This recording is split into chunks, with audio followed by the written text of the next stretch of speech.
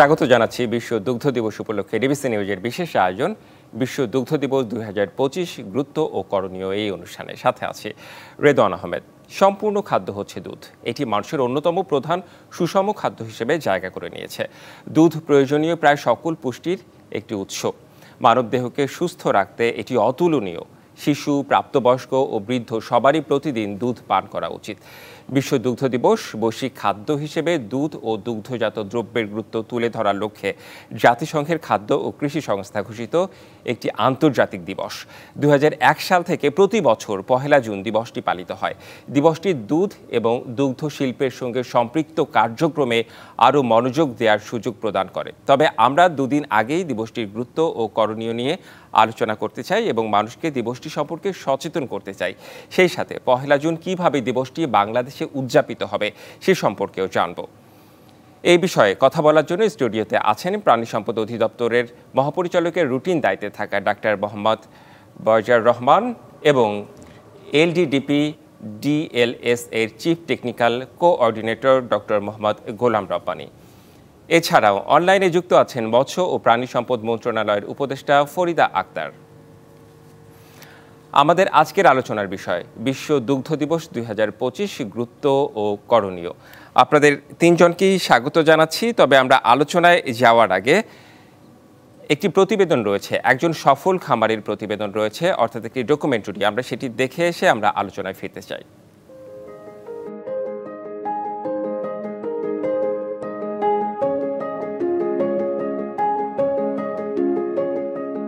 জনাব কামরুজ্জামান একজন উচ্চশিক্ষিত উদ্যমী ব্যবসায়ী, যিনি বাংলাদেশ কৃষি বিশ্ববিদ্যালয় হতে doctor of veterinary medicine degree অর্জন করে চাকরির পিছনে না ছুটে স্বপ্ন দেখেন একজন সফল উদ্যোক্তা হবার। তিনি নেত্রকোনা জেলার কেন্দুয়া উপজেলায় বসুরবাজার গ্রামে জন্মগ্রহণ করেন।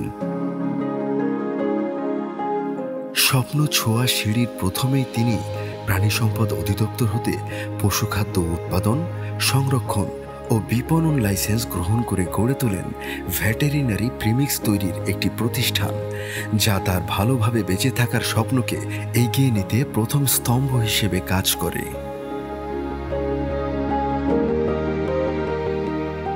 জনাব কামরুজ্জামান বনেদি পরিবারের একজন মেধাবী সন্তান। প্রাণী সম্পদের সাথে কাজ করার প্রবল ইচ্ছেটা পরিবার থেকেই পাওয়া। বংশ পরম্পরা এবং পারিবারিক ঐতিহ্য হিসেবে তার দাদা দুধের জন্য গরু পালন করতেন। তার দাদার এই পারিবারিক খামারে তিনি নানা বিষয় খেয়াল করতেন। এর মধ্যে সবচেয়ে যে বিষয়টি তাকে ভাবিয়ে তোলে তা হল ন্যায্য দামে দুধ বিক্রি করা। প্রায়ই দুধ বিক্রি নিয়ে ঝামেলায় পড়েন তার দাদা সহ এলাকার অনেক খামারি।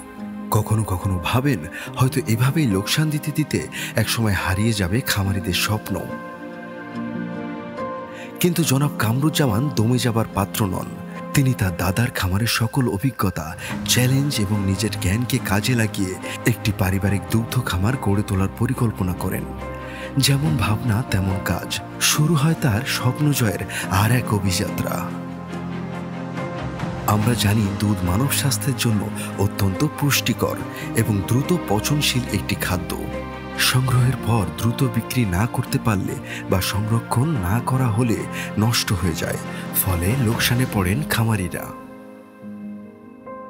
ক্রমাগতভাবে এই সমস্যায় অনেকে আশাহত হন।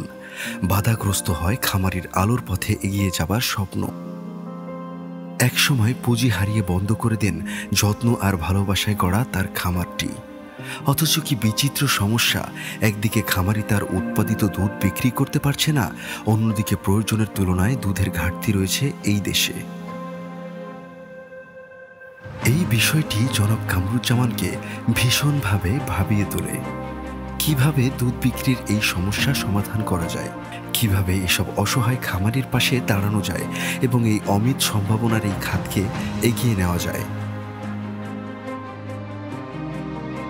অবশেষে তিনি প্রাণী সম্পদ অধিদপ্তরে বাস্তবায়নাধীন এলডিটিপি প্রকল্পের শরণাপন্ন হন।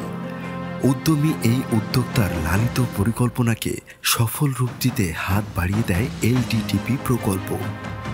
এই প্রকল্প জনাব কামরুজ্জামানকে বিজনেস প্ল্যানের আওতায় ডেইরি হাব স্থাপনে সহযোগিতার সিদ্ধান্ত নেয়। শুরু হয় এই অদম্য উদ্যোক্তার লক্ষ্যে পৌঁছানোর নতুন গল্প।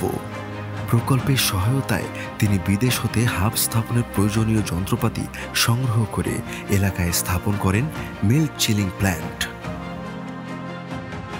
তারপরে স্থানীয় খামারি, গণ্যমান্য ব্যক্তিবর্গ এবং এলডিটিপির সহায়তায় বিভিন্ন গ্রামে পিজি সদস্যদের নিকট থেকে দুধ সংগ্রহের জন্য গড়ে তোলেন 20টির মতো ভিলেজ মিল্ক কালেকশন সেন্টার বা ভিএমসিসি। কামরুজ্জামানের এই উদ্যোগে নতুন করে আশার আলো দেখতে পান এলাকার সেই সব খামারিরা। তারা ভুলে যান ফেলে আসা দুঃস্বপ্নকে। প্রতিদিন সাত সকালে মনের আনন্দে খামারের দরকারি কাজ সেরে দুধ দহন করে ছুটে যান কামরুজ্জামান ভিএমসিসিতে। এখন আর কুদ্দুস, সুলাইমান, ফেলানি কিংবা আসমানিদের দুধ নিয়ে চোখের পানি ফেলতে হয় না। ন্যায্য মূল্যে নগদ টাকায় দুধ বিক্রি করে চলে তাদের ছেলেমেয়ের লেখাপড়া এবং পরিবারের খরচ। অন্যদিকে কামরুজ্জামানের এই প্রতিষ্ঠানে প্রাথমিক শীতলীকরণ শেষে দুধ চলে যায় মূল ফ্যাক্টরিতে।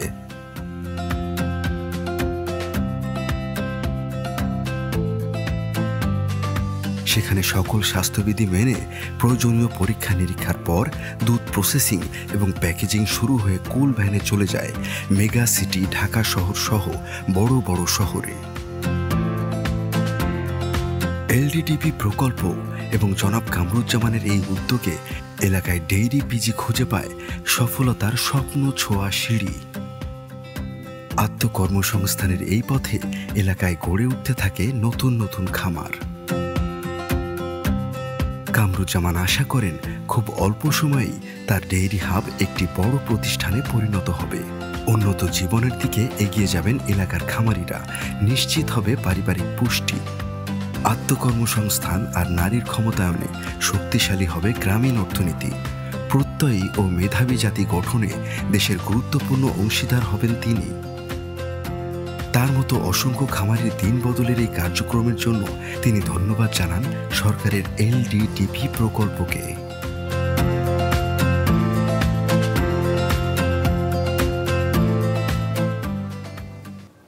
আমরা প্রতিবেদনটি দেখলাম। শুরুতেই আমরা একটি উপদেষ্টার সঙ্গে কথা বলতে চাই।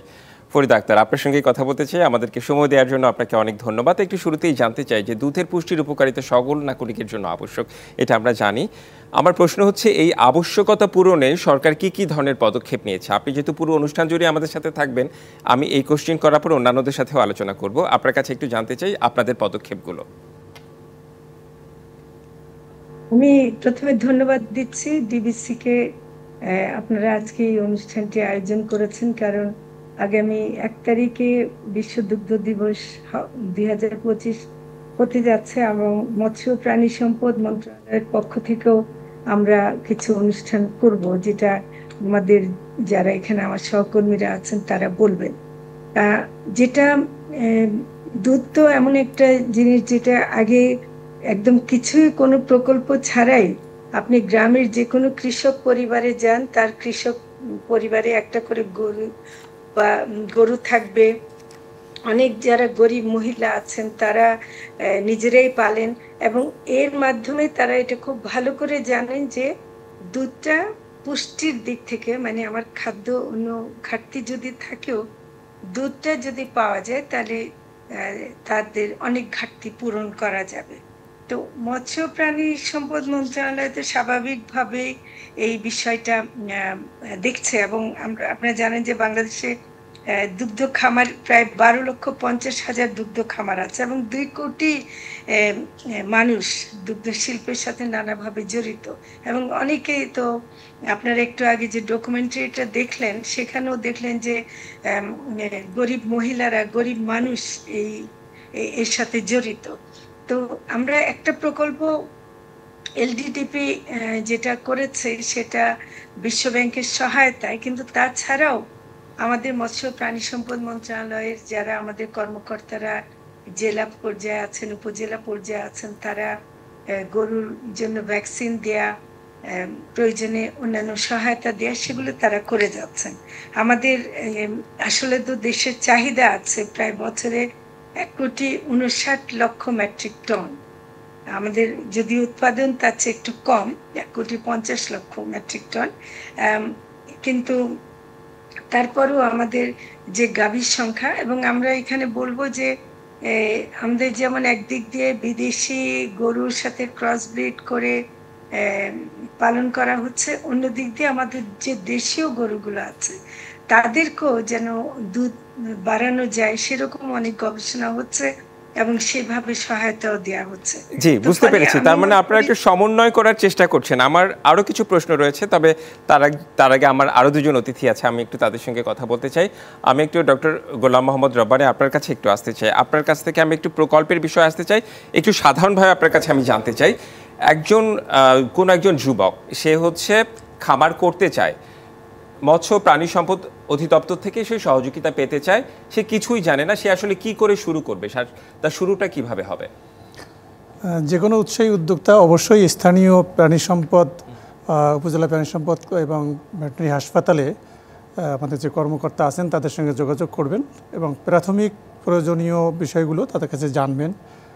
স্থানীয়ভাবে প্রশিক্ষণ নিতে পারেন, অথবা একটু বিভিন্ন মেয়াদের প্রশিক্ষণের জন্য বিভিন্ন প্রশিক্ষণ ইনস্টিটিউট আছে অধিদপ্তরের আওতায়, আচ্ছা, সেখানে প্রশিক্ষণ নিতে পারেন এবং অবশেষে এই লাইনে নিজের কর্ম খুঁজে নিতে পারবেন। এবং এই প্রশিক্ষণটা কি একদম ফ্রি দেয়া হয় নাকি হচ্ছে কিছু অর্থ তাদেরকে দিতে হয়? এটা ফ্রি, যেটা বিভিন্ন উন্নয়ন প্রকল্প বা রাজস্ব বাজেটেও যেটা হয় সেটা যিনি প্রশিক্ষণ নেন তাকে কোনো পয়সা দিতে হবে না। বাট যদি কোনো মেয়াদি কোর্স হয় বা সার্টিফিকেট কোর্স বা ডিপ্লোমা কোর্স, এইসবের জন্য বিধিবিধান অনুসারেই তিনি সে সুবিধা নিতে পারবেন। জি, আমার আরেকটি প্রশ্ন ছিল আপনার কাছে, সেটা হচ্ছে এলডিডিপি ডিএলএস, এই প্রকল্প সম্পর্কে একটু জানতে চাইবো এবং এই প্রকল্পগুলো আসলে কিভাবে সহায়তা করছে। আমরা যদিও প্রতিবেদন একটি দেখে এসেছি, একটু আপনার কাছে জানতে চাই। বেসিক্যালি প্রথম টার্গেট হলো উৎপাদন বাড়ানো। আমাদের যে ভোক্তার সংখ্যা বাড়ছে, ভোক্তার সচেতনতা বাড়ছে, ফলে নিরাপদ পুষ্টির চাহিদাও বাড়বে। এটি খুব স্বাভাবিক একটি বিষয়। এই বর্ধিত চাহিদার কথা বিবেচনায় নিয়ে সরকার যেটা করছে সেটা প্রথম যারা উৎপাদনকারী খামারি একদম প্রান্তিক পর্যায়ে থেকে শুরু করে মাঝারি পর্যায়ে বা আরবান সেমি আরবান এরিয়ায় তাদের প্রশিক্ষণ, তাদেরকে সংগঠিত করা, তাদেরকে উপকরণ সহায়তা দেয়া, তাদের প্রযুক্তি সহায়তা দেয়া এবং তাদেরকে আত্মনির্ভরশীল করার জন্য তাদেরকে সঞ্চয় করে তাদের নিজস্ব সঞ্চয়, তাহলে একদিকে যেমন তাদের অর্থবল বাড়বে নিজস্ব সঞ্চয়ের মাধ্যমে, অপরদিকে তাদের জ্ঞান এবং দক্ষতা বাড়বে। তো কারো যদি জ্ঞান এবং দক্ষতা থাকে আর যদি নিজস্ব অর্থবল থাকে তাহলে তিনি তার ভবিষ্যৎ নিজে রচনা করবেন। এই প্রকল্প নিয়ে আমি আরও কথা বলতে চাই, কারণ অনেক তরুণ সমাজ অনেক আগ্রহী এই প্রকল্পের বিষয়ে। আমি একটু মোহাম্মদ বজর রহমান আপনার কাছে আসতে চাই যে প্রতি বছরই বিশ্ব দুগ্ধ দিবস পালিত হয়, এবারে প্রাণী সম্পদ অধিদপ্তর দেশব্যাপী কি কি কার্যক্রম হাতে নিয়েছে? এই যে 1 জুন যে পালিত হবে এই দিবসটি, কি কি কার্যক্রম আপনাদের হাতে রয়েছে? আমরা প্রতি বছর যেভাবে দুগ্ধ দিবস উদযাপন করে থাকি, এবারেও আমাদের সেই ধরনের পুরো প্রিপারেশন আছে। আমরা আপনার দেশব্যাপী ঢাকা শহর সব 64টি উপজেলায় আমরা দুগ্ধ দিবস পালন করতে যাচ্ছি এবং আমাদের দুগ্ধ দিবসের যে কর্মসূচি এবারে আছে তা হচ্ছে একটা বর্ণাঢ্য র্যালি হবে এবং স্টেক হোল্ডারদের নিয়ে আমাদের একটা আলোচনা সভা হবে এবং আমরা এই দুধকে উৎসাহিত করার জন্যে আমরা বাচ্চাদেরকে স্কুল, মাদ্রাসা এবং এতিমখানায় আমরা দুধ পান করাবো, তাদেরকে উৎসাহিত করার জন্য, সচেতন করার জন্য এবং আমাদের দুধের পুষ্টিগুণ এবং দুধের যে অন্যান্য গুণাগুণ আছে এবং দুধ যে মেধা বিকাশে অবদান রাখে সে বিষয়ে রচনা প্রতিযোগিতা, কুইজ প্রতিযোগিতা, এগুলো আমাদের প্রোগ্রামের মধ্যে থাকছে এবং থাকছে আমাদের সুধী সমাবেশ, দিনব্যাপী খামারি সমাবেশ এবং আমাদের স্থানীয় এবং জাতীয় বিভিন্ন গণমাধ্যমে প্রচার ও প্রচারণা। আপনি জানেন যে 2001 সালে যখন এটি চালু করা হয়, এফও চালু করে, এর একটা অন্যতম উদ্দেশ্য ছিল যে জনগণকে দুধের পুষ্টিগুণ সম্পর্কে জানানো এবং সচেতন করা এবং এটা পার্ট অফ গ্লোবাল হেলথ তারা মনে করতো, এই জন্য বিশ্বব্যাপী সচেতনতা বৃদ্ধি করা। একই সাথে আমাদের যে খামারিরা ক্ষুদ্র খামারিরা বিশেষ করে দুধ উৎপাদন করছে, তাদের একটা বিরাট কন্ট্রিবিউশন আছে কিন্তু ন্যাশনালি। সেটাকে জাতীয়ভাবে আমরা তাদেরকে স্বীকৃতি দেয় এবং তাদেরকে উৎসাহিত করা, যাতে এই ইন্ডাস্ট্রিটি আরও ফ্লারিশ করতে পারে এবং তাদের অবদানকে আমরা স্বীকৃতি দিতে পারি। একটু সংক্ষেপে এই মুহূর্তে জানতে চাই, এবারে প্রতিপাদ্যটা কি একটু বলবেন? এবারে প্রতিপাদ্যটি হচ্ছে লেটস গ্লোবাল যে আপনার স্লোগান, সেটা হচ্ছে let's celebrate the power of milk. আমরা বাংলায় এটাকে করেছি দুগ্ধের শক্তিতে মেতে উঠি একসাথে। আচ্ছা জি, আমরা আবারও আপনাদের কাছে আলোচনায় ফিরতে চাই। আমরা মাননীয় উপদেষ্টার কাছে একটু আসতে চাই আবারও। মাননীয় উপদেষ্টা ফরিদ আক্তার, আপনার কাছে একটু জানতে চাই যে এই যে মাংস ও ডিম উৎপাদনে স্বাবলম্বী বলে সরকার দাবি করে, কিন্তু আসলে দুধ উৎপাদনে স্বাবলম্বী হওয়া নির্দিষ্ট কোনো মাস্টার প্ল্যান আছে কি না? আমাদের স্বাদ আর সমন্বয়ের ব্যাপারটা কি আমরা এখনো পারফেক্টলি কিছু করতে পেরেছি সাধারণ মানুষের জন্য? একটা হলো যে দুধে আমরা একটু পিছিয়ে আছি, এটা সত্যি। মানে আমাদের যত চাহিদা সে তুলনায় আমাদের উৎপাদন এখনো কম।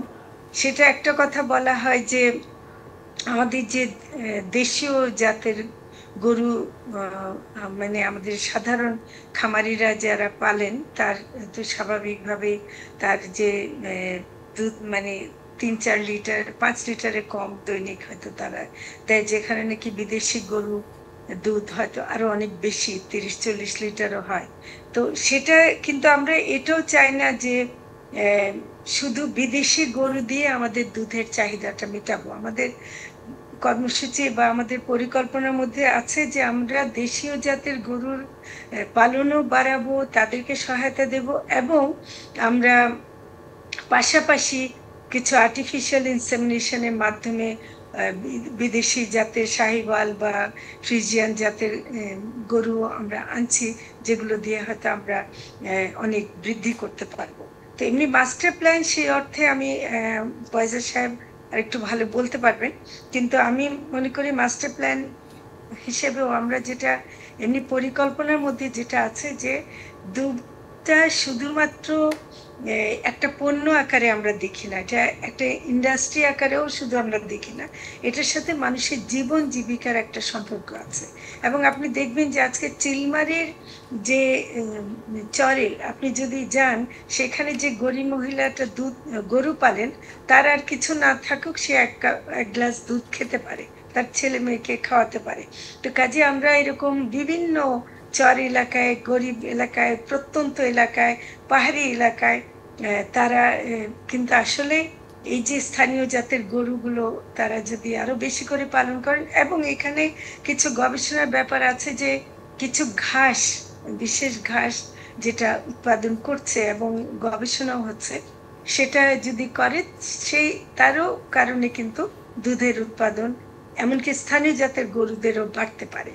তো সেদিক থেকে একদিকে আমি মনে করি যে আমাদের যে চিলিং মানে ফ্যাক্টরিগুলো বা ওরকম যেমন আমাদের তৈরি করতে হবে, যেটা আপনারা শুরুতে যে ভিডিওটা দেখলেন সেখানে হলো যে একটা হাব হওয়ার কারণে স্থানীয় আশেপাশে যারা ছোট ছোট খামারিরা আছেন তারা কিন্তু দুধটা বিক্রি করতে পারছেন। এইটা আমাদের অনেক বাড়াতে হবে, এটা অনেক জরুরি। এবং এটা যদি হয়, তাহলে যদি দুধের দামটা খামারিরা ঠিক মতো পায়, তাহলে দেখবেন যে দুধের কোনো সংকট বাংলাদেশে হবে না। আমরা বাংলাদেশে মানে স্বয়ংসম্পূর্ণ হতে পারবো, আমাদেরকে পাউডার দুধ এনে দুধের সংকট মেটাতে হবে না। একটি গুরুত্বপূর্ণ কথা বলেছেন। না, আমি শেষ করি। এখানে যে মানে যে এই যে কোথাও কোথাও একসাথে সংগ্রহ করে এটাকে আমরা যদি প্রসেস করতে পারি, তাহলে কিন্তু দুগ্ধজাত অনেক পণ্য কিন্তু তৈরি করা যাবে, যেটার কিন্তু বাজারে অনেক চাহিদা রয়েছে। তো সেটাই আমি মনে করি যে আমাদের একটা কাজের পরিকল্পনার অংশ। যে একটা সমন্বিত উদ্যোগের কথা আপনি বলেছেন চমৎকারভাবে। আমরা আরো আলোচনা করতে চাই, একটা বিরতিতে আমাদের যেতে হবে। আমরা বিরতির পর ফিরে এসে আমরা আলোচনায় ফিরব। দর্শক, বিশ্ব দুগ্ধ দিবস উপলক্ষে নিয়ে ডিবিসি নিউজের বিশেষ আয়োজন দুগ্ধ দিবস 2025 গুরুত্ব ও করণীয়, এই বিষয়ে আলোচনা করছে। একটি বিরতি নিচ্ছি, ফিরছি একটু পরে। বিরতির পর আবারও স্বাগত বিশ্ব দুগ্ধ দিবস নিয়ে ডিবিসি নিউজের বিশেষ আয়োজনে।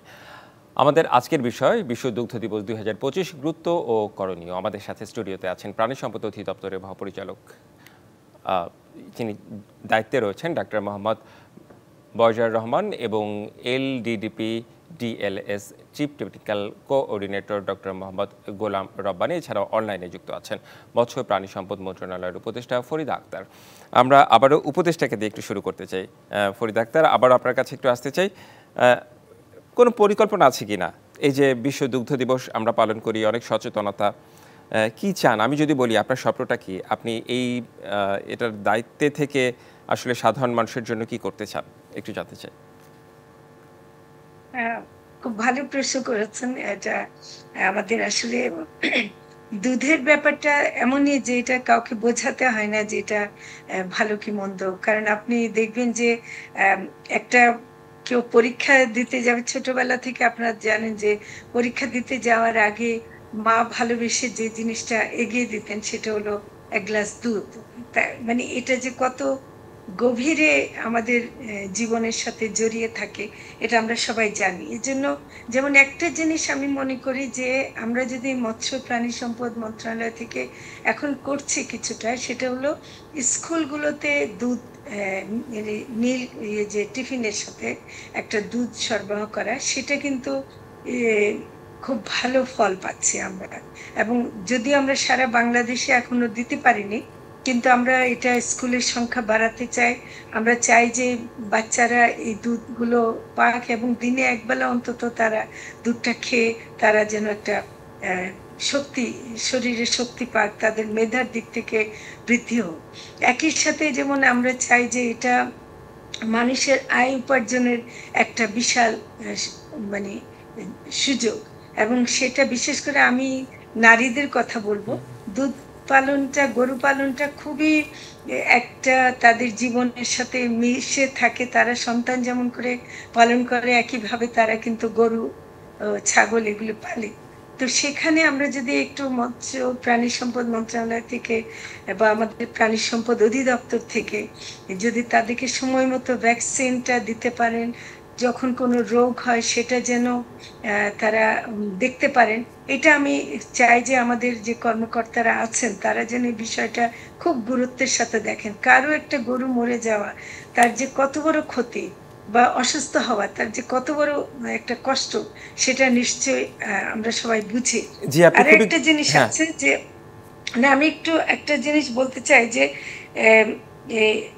কৃষিতে আমি একটু অনুরোধ করব কৃষি মন্ত্রণালয় এবং যারা কৃষি কর্মকর্তারা আছেন যে বালাইনাশক মানে আগাছা নাশক নামে যে দেয়া হয় আগাছা ইয়ের জন্য, সেটা কিন্তু আমাদের গরুর ঘাস খাওয়াকে খুব বিপন্ন করে ফেলে। এটা ঝুঁকি তৈরি করে, অনেক ক্ষেত্রে গরু মারা যায় বা অসুস্থ হয়ে পড়ে।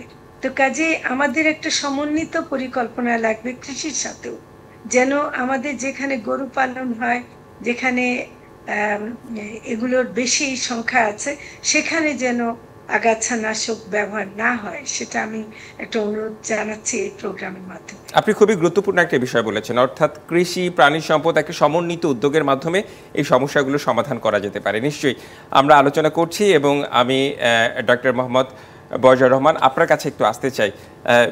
উপদেষ্টা বললেন, মাননীয় উপদেষ্টা বললেন যে গরু মারা গেলে একদম আমরা যদি বলি প্রান্তিক পর্যায়ে তাদের অনেক কষ্ট হয়, সারভাইভ করা কঠিন হয়ে যায়। সেই ক্ষেত্রে আপনার কাছে একটু জানতে চাই যে এই প্রাণী সম্পদ অর্থাৎ প্রাণীদের এই চিকিৎসা করার বিষয়ে আসলে প্রাণী সম্পদ অধিদপ্তরের বিশেষ কোনো ব্যবস্থাপনা আছে কিনা?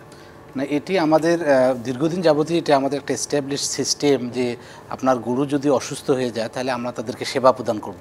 এটাই আমাদের মূল কাজ, এবং কিছু এক্সটেনশন অ্যাক্টিভিটিসও আছে। বাট মাননীয় উপদেষ্টা মহোদয় যেভাবে বলেছেন এই জায়গাটাতেই কিন্তু আমরা সবসময় বেশি গুরুত্ব দিয়ে থাকি।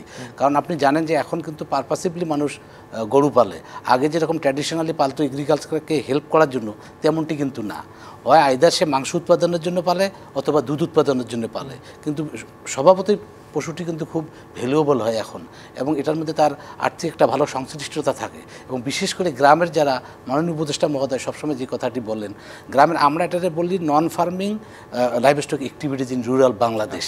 নন ফার্মিং, বাট ওটি কিন্তু অনেক গুরুত্বপূর্ণ, তাদের কন্ট্রিবিউশনও কিন্তু অনেক। সুতরাং তার গরুটিকে সেভ করার জন্য সঠিক সময়ে সঠিক চিকিৎসা প্রদান, টিকা প্রদান, এটা কিন্তু আমরা সবসময় করে আসছি, এবং এ ব্যাপারে আমরা খুবই অ্যাটেন্টিভ।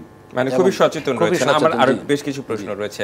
এই যে দুগ্ধ পণ্য, আমি যদি বলি যে চিজ, বাটার, ননিযুক্ত ও ননিবিহীন দুধ, এই যে এইসব তৈরিতে আসলে আপনাদের কার্যক্রমটা আসলে কি? আসলে আপনি জানেন যে আমাদের মিল্ককে বলা হয় ন্যাচারাল ফ্লুইড। এটা আমরা কিন্তু র মিল্ক আমরা পান করি। ট্র্যাডিশনালি কিন্তু আমরা যে ডাইভার্সিফাইড করি না তা কিন্তু না, আগে থেকেই কিন্তু মিষ্টি বাংলাদেশে উৎপাদিত হচ্ছে এবং বাংলাদেশে যত রকমের মিষ্টি আছে খুব কম দেশে সেটি আছে। এবং আমাদের মায়েরা কিন্তু পায়েস, পিঠা, সেমাই এগুলোতে কিন্তু দুগ্ধ ব্যবহার করে আসছিল। কিন্তু ইদানিং আমরা যেটা বলতেছি যে মিল্ক ইন্ডাস্ট্রিতে যেটা প্রক্রিয়াজাতকরণ, প্রসেসড প্রোডাক্ট বা ভ্যালু অ্যাডেড প্রোডাক্ট, এটার উপর এখন অনেক গুরুত্ব দেওয়া হচ্ছে। ন্যাশনালিও আমাদের একটা আছে agro food processing industry promotion policy 2020। এই পলিসিতেই বলা আছে যে আমরা প্রক্রিয়াজাতে আমাদেরকে যেতে হবে। সেই জন্য কিন্তু এখন আপনি দেখবেন লাবাং, শেক মিল্ক বিভিন্ন নামে কিন্তু আছে, লাচ্ছি, এবং পনির খুবই পপুলার হচ্ছে, চিজ খুবই পপুলার এবং এটা খুবই স্বাস্থ্যপ্রদ ইয়ে। এবং আমরা যেভাবে আমরা কিন্তু খামারিদেরকে প্রশিক্ষণ দিচ্ছি, কিছু কিছু ক্ষেত্রে উপকরণও দেওয়া হচ্ছে, প্রযুক্তি দেওয়া হচ্ছে যাতে তারা এগুলোতে এগিয়ে আসে এবং উৎপাদন করে। এবং পনির উৎপাদনে যদি আমরা সফল হতে পারি, এটি আমাদের দেশের চাহিদা মিটিয়ে বিদেশেও রপ্তানি করার যথেষ্ট সুযোগ আছে। নিশ্চয়ই আপনার কাছে আমরা আরও প্রশ্ন রয়েছে, আমরা একটু চলে যেতে চাই ডক্টর মোহাম্মদ গোলাম রব্বানী আপনার কাছে। আমি একটু আপনার কাছ থেকে জানতে চাই যে প্রকল্প রয়েছে এলডিডিপি, এই প্রকল্পের আওতায় আমি যদি বলি একজন সাধারণ খামারি কিভাবে উপকৃত হতে পারে, অর্থাৎ আপনারা তাদেরকে কিভাবে সেবা দেন? আমরা প্রথম তাদেরকে সংগঠিত করে একটা প্রডিউসার গ্রুপ গঠন করাই। এটা ডেইরি গ্রুপ আছে, ফ্যাটেনিং গ্রুপ আছে, ছাগল ভেড়ার জন্য গ্রুপ আছে এবং হাঁস কিংবা মুরগির জন্য গ্রুপ আছে। এরপর তাদের জন্য সিলেবাস, ক্যাটাগরি অনুসারে সিলেবাস এবং ওই সিলেবাস অনুসারে তাদের প্রশিক্ষণ কমপ্লিট করি। হ্যাঁ, এই প্রশিক্ষিত হয় তাদের জ্ঞান দক্ষতা বাড়ানোর জন্য। এরপর তাদের উৎপাদিত পণ্য কিভাবে মার্কেটে নেবে, এটি একটি অবশ্যই সমস্যার বিষয়। সারা দেশেই দুধ উৎপাদন হচ্ছে, ডিম উৎপাদন হচ্ছে, কিন্তু সেটা মার্কেট অ্যাক্সেসিবিলিটি নিয়ে বিভিন্ন জায়গায় ট্রান্সপোর্টের কস্টিং আছে, বা ওই জায়গায় ক্রেতা থাকলে একরকম, ক্রেতা না থাকলে বা খুব কম থাকলে দাম ভেরি করে। খুবই গুরুত্বপূর্ণ বিষয়। এই জায়গাটায় আমরা মার্কেট অ্যাক্সেসের জন্য প্রাণী সম্পদ অধিদপ্তর এই প্রকল্পের মাধ্যমে উদ্যোক্তা যারা ব্যবসায়ী, অর্থাৎ পণ্য ক্রয় করবে, ভ্যালু অ্যাড করবে, ডাইভার্সিফাই করবে এন্ড বিপণন করবে, আবার ভোক্তার কাছে নেবে, এই জায়গাটায় সরকার ম্যাচিং গ্রান্ট দেওয়ার মাধ্যমে তাদেরকে সহায়তা দিচ্ছে। অর্থাৎ তাদের যে ঝুঁকি, এই ফর এক্সাম্পল পনির তৈরি করা, এটি নতুন, এটার মিষ্টির ডিমান্ড আর পনিরের ডিমান্ড সমান না, ফলে যিনি পনির তৈরি করতে আসবেন তার একই সঙ্গে তিনি একটু ঝুঁকি নিচ্ছেন। এইখানে প্রযুক্তি সহায়তা প্লাস একটু ঝুঁকি সহায়তার জন্য সরকার ফ্রি অফ রিটার্ন, তারা দেশের জন্য রিটার্ন চায়, সরকার কোনো ফিনান্সিয়াল রিটার্ন চায় না, এই জায়গায় হেল্প করতেছে। অর্থাৎ যিনি উদ্যোক্তা তিনি আবার ক্রয় করবেন আমাদের খামারিদের কাছে থেকে সংগ্রহ করে নিয়ে আসবেন, যেটা আমাদের ভিডিওতে দেখলাম। এই যে উৎপাদনের পরে market access, transport, product diversification, এখানে যে প্রযুক্তির ব্যবহার, যে মিষ্টিটা হাতে না করে হাইজিন ইমপ্রুভ করে করা, দহনটা হাতে না করে যদি অধিক মিল্ক উৎপাদন করা গাভী হয়, অনেক গাভী, অত দহনকারী লোক পাবো না, প্রযুক্তি আছে, এই সম্প্রসারণগুলো করা হচ্ছে। এবং এইভাবেই কী কী প্রযুক্তি, কী কী ধরনের সুবিধা, কোথায় গেলে পাবো, হ্যাঁ, এই সমস্ত ধরনের অ্যাডভাইজরি সার্ভিস আমাদের ডিপার্টমেন্ট নোটাবলি এলডিপির মাধ্যমে কিছু ইনপুট সহায়তাও দেওয়া হচ্ছে। জি, আমরা একটা বিরতিতে আমাদের যেতে হবে, তবে মাঠ পর্যায়ে কৃষকরা আসলে আপনাদের প্রাণী সম্পদ অধিদপ্তর থেকে তাদের সাথে কী রকম কমিউনিকেট হয় সেই সম্পর্কগুলো সম্পর্কে একটু জানবো। একটা বিরতিতে আমাদের যেতে হবে, বিরতির পর ফিরে এসে আমরা আলোচনা ফিরব। দর্শক, দুগ্ধ দিবস উপলক্ষ নিয়ে ডিবিসি নিউজের বিশেষ আয়োজন বিশ্ব দুগ্ধ দিবস 2025 গুরুত্ব ও করণীয় এই বিষয়ে আলোচনা চলছে। একটি বিরতি নিচ্ছি, ফিরছি একটু বিরতির পর। আবারও স্বাগত বিশ্ব দুগ্ধ দিবস নিয়ে ডিবিসি নিউজের বিশেষ আয়োজনে। আমাদের আজকের বিষয় বিশ্ব দুগ্ধ দিবস 2025 গুরুত্ব ও করণীয়। বিরতির পর তিনজনকে আবারও স্বাগত জানাচ্ছি। একটু শুরুতেই চলে যেতে চাই ডক্টর মোহাম্মদ গোলাম রব্বানী আপনার কাছে। আমি বিরতির আগে যেটি বলছিলাম যে মাঠ পর্যায়ে আসলে প্রাণী সম্পদ অধিদপ্তরের কার্যক্রমটা আসলে কেমন, সেখান থেকে কি খুব সহজেই প্রান্তিক পর্যায়ের যারা খামারি তারা কি সেবা পায়? অবশ্যই সেবা পায়। ভয় অনেক সময় কাজ করে না, আমরা দেখেছি যে তারা যেতে চায় না অনেক সময়, যে কি বলবে না বলবে। এইটা হলো যে ফর এক্সাম্পল একটা অ্যানিমাল যদি অসুস্থ হয়, হ্যাঁ, তাকে কিন্তু হাসপাতালে নেওয়া ডিফিকাল্ট, তখন হাসপাতালের সেবাটাই পৌঁছে যেতে হয় খামারির কাছে। এজন্য সরকার মোবাইল ভেটেরিনারি ক্লিনিকের ব্যবস্থা করেছে। এটা যে বাহির থেকে দেখতে এটাকে গাড়ি মনে হলেও আসলে এখানে প্রাথমিক চিকিৎসা দেওয়ার এমনকি কিছু শল্য চিকিৎসা দেওয়ার সুবিধা আছে এবং ভেটেরিনারি ডক্টর এইসব সুবিধার সঙ্গে নিয়েই মুভ করেন যত দূর যেতে পারেন। এমনও কেস আছে যেখানে গাড়ি যায় না সেখানে মোটর বাইকে মুভ করেন, আচ্ছা, পানি হলে নৌকায় মুভ করেন, সেবা পায়। সেবা পায়। আরো দুটো প্রশ্ন রয়েছে স্কুলের, আমি একটু জানতে চাই যে স্কুল মিল্ক কার্যক্রমে মানে কতটি স্কুলে কত সংখ্যক ছাত্রছাত্রী নিয়মিত দুধ পান করছেন, আর প্রকল্পটা তো এখনো চলছে, প্রকল্প শেষেও কি এরকম কিছু থাকবে কিনা? প্রাথমিক ও গণশিক্ষা মন্ত্রণালয় থেকে দেওয়া যে সুনির্দিষ্ট স্কুল সরকারি প্রাথমিক বিদ্যালয় যেটা, এটি তারা সিলেকশন করেছেন পভার্টি ম্যাপ অনুসারে। একেবারেই প্রান্তিক স্কুলগুলো এখন 300 স্কুলে যাচ্ছে দুধ, স্কুল খোলা থাকার সাপেক্ষে। এতে 70,000-এর বেশি ছাত্রছাত্রী দুধ পান করতেছে, দৈনিক 200 ml করে তারা দুধ পায় এবং এতে ছাত্রীর সংখ্যা 52 ভাগ, 48 ভাগ হলো ছাত্র। এবং এটা হলো দুইটা কাজ হয় একসঙ্গে, যে দুধটা স্কুলে পান করতে হয়, পান শেষে দুধের যে খালি প্যাকেট পরিবেশ সচেতনতার অংশ হিসেবে তাই এটা ফেরত দিতে হবে। খুবই চমৎকার। এবং সরবরাহকারীর দায়িত্ব ওই প্যাকেটটাকে সংগ্রহ করে নিয়ে যথাযথ নিয়মে ডিসপোজ করা। আচ্ছা, আর প্রকল্পটি এটা আসলে চলমান কতদিন থাকবে? এটা আমরা শুরু করেছি প্রজেক্ট, এখন যে মেয়াদ, যে কোনো প্রকল্পের একটা মেয়াদ থাকে। নিশ্চয়ই ইতিমধ্যে শুনলেন মাননীয় উপদেষ্টা মহোদয় বললেন যে এটা এক্সপান্ড করতে চাচ্ছেন, কারণ এটি খুবই সফল একটি কার্যক্রম চলছে এবং এটি অভ্যন্তরীণ যে চাহিদা এটি বাড়াবে। অর্থাৎ অন্য কোনো তরল পানীয় না, তরল হিসেবে ন্যাচারাল লিকুইড দুধ পান করবে, যেটা মেধা বিকাশ এবং সুস্বাস্থ্যের জন্য খুবই উপযোগী। এটা সরকার সম্প্রসারণ করবেই, এটা আমরা প্রফেশনাল হিসেবে এটা বিশ্বাস করি। এটা বলতেও পারছেন। জি নিশ্চয়ই, আপনাকে ধন্যবাদ। চলে যেতে চাই ডক্টর মোহাম্মদ বজর রহমান আপনার কাছে। এই যে খামারিরা আসলে সবসময় অভিযোগ করেন তারা সঠিক দামটা আসলে পান না, মানে এই অভিযোগটা আসলে কেন, আপনার কোনো ব্যাখ্যা রয়েছে?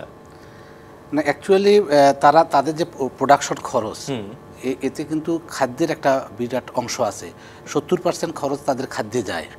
তারা যে খাদ্যে খরচের পরে যে উৎপাদন কষ্টটা তাদের পড়ে সেটি কিন্তু বেশ বেশি, যার ফলে তারা বলে। কিন্তু আমরা ইতিমধ্যেই একটি ঘাস প্রজেক্ট আমাদের চলমান রয়েছে, যে কৃষকরা ঘাস যদি খাওয়াতে পারে, এবং এটা আপনি দেখবেন অনেক পপুলার, এখন অনেক ঘাসের বাজার হয়েছে যেখান থেকে খামারি ঘাস কিনে গরুকে খাওয়াতে পারে।